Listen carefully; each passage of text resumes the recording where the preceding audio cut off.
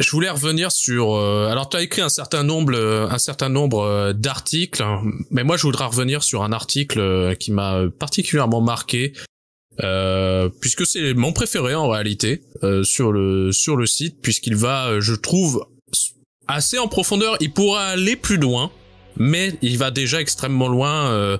Par rapport à des conversations qu'on peut tous avoir avec des amis ou au travail sur des thématiques sur l'égalité, où finalement l'égalité est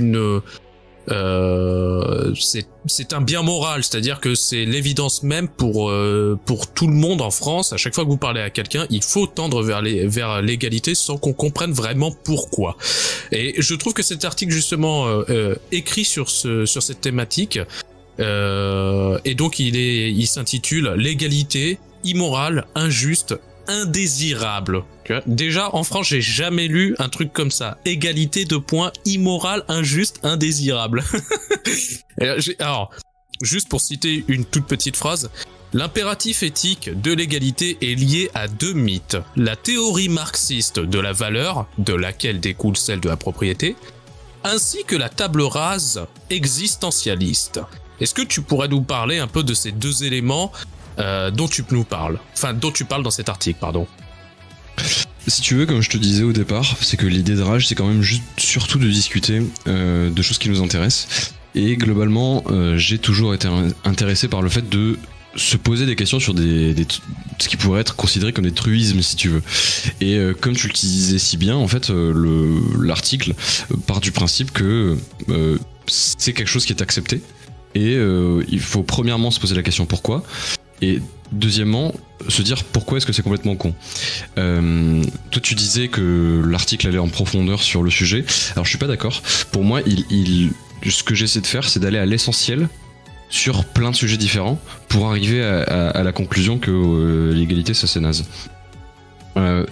Donc, comme je t'ai dit, il part du principe que j'ai envie de savoir. Je pense que l'obscurantisme en fait vient de simplement admettre quelque chose et en évacuant toute forme de doute. C'est la même chose que tu peux retrouver dans, disons, les religions, quoi, si tu veux. C'est-à-dire que pour moi, la foi commence là où le doute cesse. Et ce qui en fait pour moi, c'est exactement le cas en fait pour l'égalitarisme. C'est exactement ce qui en fait une religion à mes yeux. Donc du coup.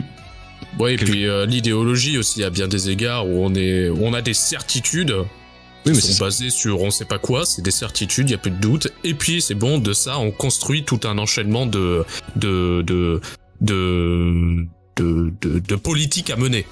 Mais c'est pour ça que je pense qu'il faut revenir sur les axiomes pour pouvoir les démonter, parce qu'en fait ça sert à rien de revenir plus tard sur le processus logique de réflexion. Bien sûr. Ce qui est problématique, c'est les actions en l'occurrence. Et en fait, je pense qu'il faut se poser la question sur ce sujet-là, premièrement. Enfin, c'est ce que je dirais en préambule, mais que par contre, moi, ce qui me dérange aussi, c'est que des personnes se posent systématiquement des questions et vont juste à l'inverse des communalités. Par exemple, moi, ça me pose pas de problème d'avoir un avis qui soit plus ou moins celui de la majorité, contrairement, je sais pas moi, aux souverainistes, aux poutinistes ou aux anti-vax, voilà, comme tu veux. Mais du coup, pour moi, comme tu disais, l'égalité fait partie de ces totems-là que tout le monde a fini par accepter, pour moi, à force de cours d'éducation nationale. Je pense que ça a sa part de responsabilité là-dedans. Et je pense que, à l'image du personnage, de mon pseudonyme, si tu veux, il est bon de prendre l'habitude de contempler le monde qui nous entoure d'un nouvel œil, pour pouvoir... ne pas tomber dans le cynisme, comme le font, je sais pas moi, les ethnomasochistes, les tiers-mondistes, les écologistes radicaux, si tu veux.